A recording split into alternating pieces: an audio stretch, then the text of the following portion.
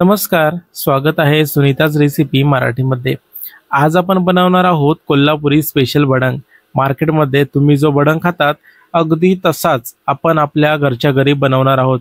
इथे मी 1 किलो मुरमुरे घेऊन हा भडंग तयार केलेला आहे आणि त्याची चव अगदी मार्केट सारखीच लागते, झणझणीत, आंबट गोड आणि चटपटीत। चला तर सुरुवात करूया आपल्या कोल्हापुरी स्पेशल भडंग रेसिपीला अगदी सोप्या पद्धतीने घरच्या घरी मार्केटच्या चवीचा भडंग मसाला वापरून। साहित्य आपण काय काय घेतले ते बघूया। आपण इथे 1 किलो कुरमुरे घेतलेले आहेत भडंगसाठी। कढीपत्ता मी घेतलेला आहे 2 मूठ। शेंगदाणे आपण 200 ग्रॅम घेतलेले आहेत। पिठी साखर आपण अर्धा कप घेतलेला आहे। 4 गड्डी इथे मी लसूण घेतलेला आहे। 1 चमच आपल्याला मीठ घ्यायचं आहे। 2 चमच आपण धना पावडर घेतलेला आहे। 1 चमच इथे मी जिरा पावडर घेतलेला आहे। 1 चमच हळदी पावडर घेतलेली आहे। 2 चमच तरी मसाला आहे, याच्याने कलर सुद्धा छान येतो। आणि हा तिखट मसाला आपण घेतलेला आहे 2 चमच। आता आपल्याला आपले कुरमुरे जे आहेत ते आपण चाळून घेणार आहोत। आपल्याला अशी एक मोठी चाळणी घ्यायची आहे आणि खाली आपण पेपर ठेवून घेणार आहोत आणि चाळणीमध्ये आता आपण कुरमुरे टाकून घेऊया आणि ते आपण पेपरवरती असे चाळून घेणार आहोत। त्यामध्ये सर्व जो कचरा असतो तो सगळा निघून जाईल, धूळ वगैरे असेल ती सुद्धा निघून जाईल असं केल्याने। आता मी इथं एक मोठा पातेला घेतलेला आहे ज्यामध्ये आपले 1 किलो कुरमुरे बसतील। आता त्यामध्ये आपण चाळलेले कुरमुरे यात टाकून घेऊया। बाकीचे उरलेले सर्व कुरमुरे मी आता चाळून घेत आहे।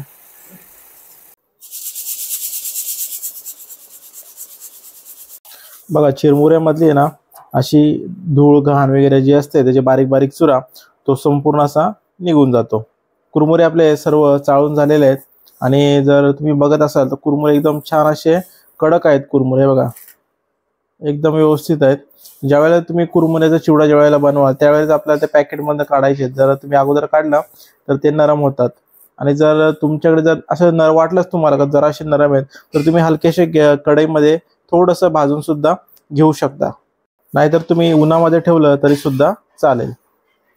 आता मी इथे एक कढई घेतलेली आहे आणि त्यामध्ये मी आता तेल घेतोय। तेल आता बघा तापलेलं आहे। आता त्यामध्ये आपण शेंगदाणे टाकून घेऊया। शेंगदाणे तळताना आपल्याला गॅस एकदम स्लोच ठेवायचा आहे, नाहीतर जर तुम्ही लगेच शेंगदाणे टाकले तर लगेच त्याला डार्क कलर येतो आणि ते आतमधनं शिजत नाही। सारखं आपल्याला असं हलवत राहायचं आहे म्हणजे सगळे साईडने आपले शेंगदाणे व्यवस्थित असे तळले जातील। छान असे आपल्याला क्रिस्पी आपल्याला शेंगदाणे तयार करून घ्यायचे आहेत। शेंगदाणे बघा आता मध्ये मध्ये असा तडतडलेला असा आवाज येतो। हे बघा शेंगदाणे असे आपले 2 त्याचे भाग झाले आणि व्यवस्थित असे ते तळले जातात। शेंगदाणे बघा आता आपले व्यवस्थित तळून झालेले आहेत। बघा या प्रकारे आपल्याला असा त्याचा कलर तयार करून घ्यायचा आहे आणि आता आपण हे काढून घेऊया। आपण डायरेक्ट कुरमुऱ्यावरती शेंगदाणे काढून घेऊया। आता आपल्याला लसूण आपण तळून घेणार आहोत आणि लसूण जो आपण घेतलेला आहे आपण याच्या साली नाही काढलेले आहेत आपण, आणि हा आपल्याला याच्यामध्ये खलबत्त्यात टाकायचा आहे आणि आपण तो कुटून कुटून घेणार आहोत।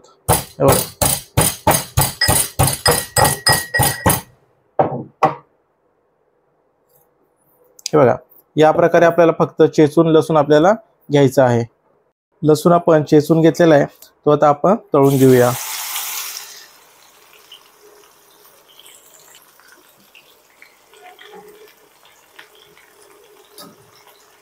लसूण सुद्धा आपल्याला असा हलवत राहायचा आहे आणि याचा क्रिस्पी आपल्याला तळून घ्यायचा आहे। बघा आता लसूण सुद्धा आपला व्यवस्थित तळून आपण घेतलेला आहे। या प्रकारे आपल्याला लसूण तळून घ्यायचा आहे। हा जरा तुम्हाला आता नरम वाटेल पण नंतर जेव्हा तो थंड होईल तेव्हा तो एकदम असा क्रिस्पी तयार होईल। आता आपण कुरमुऱ्यावरती लसूण काढून घेऊया। आता आपण कढीपत्ता घेतलेला आहे 2 मूठ, तो आपण तळून घेऊया। कढीपत्ता आपल्याला एकदम असा कुरकुरीत तयार करायचा आहे, त्याला असा ओलसरपणा नाही राहिला पाहिजे त्यामध्ये। कढीपत्ता आता छान असा आपला क्रिस्पी तयार झाला आहे आणि असा त्याचा आवाज आला पाहिजे, मग आपण काढून घेऊया। आता आपण कढईमधलं तेल थोडं कमी करून घेऊया। आपल्याला आता बाकीचे मसाले तळण्यासाठी थोडंसं आपल्याला तेल लागणार आहे। आता बघा आपण इथे 100 ग्रॅम तेल ठेवलेलं आहे आणि आता आपल्याला गॅस बंद करायचा आहे आणि तेल थोडंसंही आपल्याला कोमट करून घ्यायचं आहे आणि आपण बाकीचे मसाले त्यामध्ये ॲड करणार आहेत। आपले सगळे आता बाकीचे पावडरचे मसाले राहिलेले आहेत त्यामुळे ते जळतील, त्यामुळे आपण तेल कोमट करून घेणार आहोत। तेल बघा आता आपलं कोमट झालेलं आहे। तर त्यामध्ये आपण एक लहानसा चमच हिंग टाकून घेऊया। हळद आपण घेतली होती 1 चमच, ती टाकून घेऊया। जिरा पावडर आपण 1 चमच घेतली होती, ती टाकून घेऊया। धना पावडर आपण 2 चमच घेतली होती, ती टाकून घेऊया। तरी मसाला इथे मी 2 चमच घेतला होता, तो सुद्धा टाकून घेऊया। हा लाल तिखट मी 2 चमच घेतला होता, तो आपण टाकून घेऊया। आणि त्याबरोबरच मी इथे 2 चमच मीठ घेतलं होतं, ते सुद्धा मी यामध्ये टाकून घेत आहे। आता आपल्याला संपूर्ण मसाला हा मिक्स करून घ्यायचा आहे। बघा तेल आपण कोमट केल्यामुळे काय होतं, आपले मसाले जळत नाहीत। छान असं एकदा मिक्स करून घ्या। आता आपण बनवलेला जो मसाला आहे तो संपूर्ण आपण यावरती टाकून घेऊया। आता मसाला थोडासा गरम आहे, त्यामुळे आपण चमच्याच्या साहाय्याने किंवा अशा झारीच्या साहाय्याने संपूर्ण मसाला आपण कुरमुऱ्याला असा चोळून घेणार आहोत।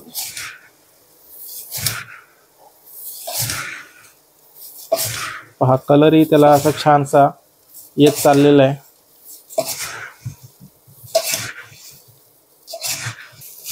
आता बघा मसाला आपला थंड झाल्यानंतर सगळीकडे लागल्यानंतर आपण छान असा हाताने संपूर्ण असा मिक्स करून घेणार आहोत। जसं हाताने जे मिक्स होतं ना ते चमच्याने व्यवस्थित असं मिक्स होत नाही, म्हणजे प्रत्येक आपल्या कुरमुऱ्याला आपला मसाला जो आहे तो व्यवस्थित असा लागला जातो।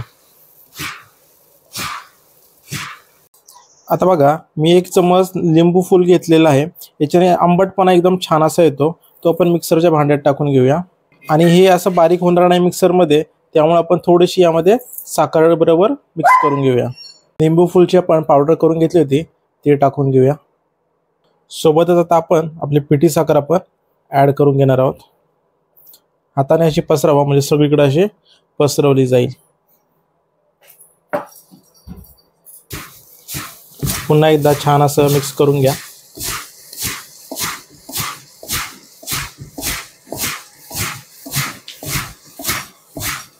पहा छान असा कोल्हापुरी भडंग आता आपला तयार झालेला आहे।